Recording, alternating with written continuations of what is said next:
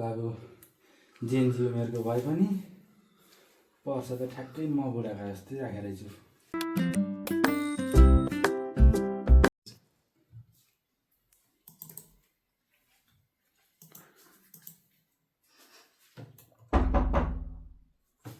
यति राति को आएछ फेरि?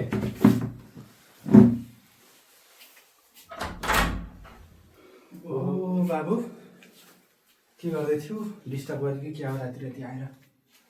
के कति कामले आउनुभयो बा? मैले त मेरो काम गर्दै थिएँ। के गर्नु बाबु हेर? ल बसेर कुरा गरिहालौँ बा, बसिहाल्नुहोस् पहिला। बस्नुभन्दा पनि बा म त एउटा सानो काम लिएर आएको थिएँ बा। के कति कामले आउनुभएको? सानो काम भन्नुभयो के अरे?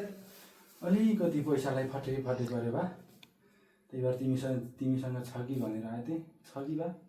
पैसा त मौनी पनि त्यति धेरै छैन। मैले पनि अलिअलि आफ्नो खर्चलाई चाहिँ राखेको थिएँ।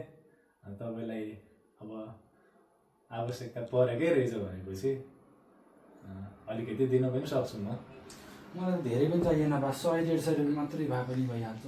ए हो, ठिकै छ। 100-150 भएपछि चाहिँ लगेरै जानुहोस् न, केही भएन। ओहो बाबु जेन्जी उमेरको भए पनि पर्छ त ठ्याक्कै म बुढाको जस्तै राखेर छु।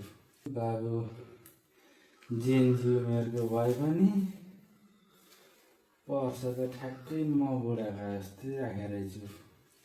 बाजे, यो चाहिँ मैले आज बजार गएर पर्स किन्नु पर्यो भनेर चाहिँ पर्स किनेर चाहिँ ल्याएको। पैसा नहराओस्, धेरै हरायो के बा पैसा। हो नि बाबु, पैसा त जतन गरेको हुन्छ। अथवा केटाहरूले पैसा मास्न पाएपछि जतन गर्ने जान्दैनन्। मसँग चाहिँ 200 रुपियाँ रहेछ बा, तपाईँले चाहिँ 100 रुपियाँ लग्नुहोस्, म 100 राख्छु है।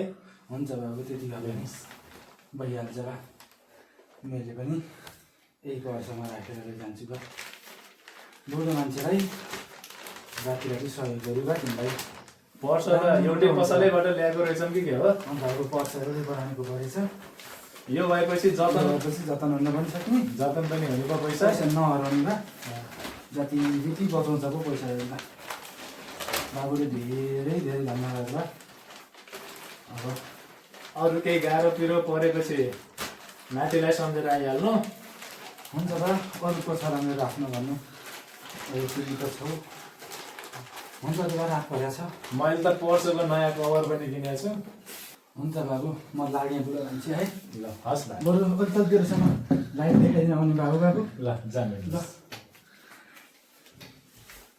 ल बा, जानुला है।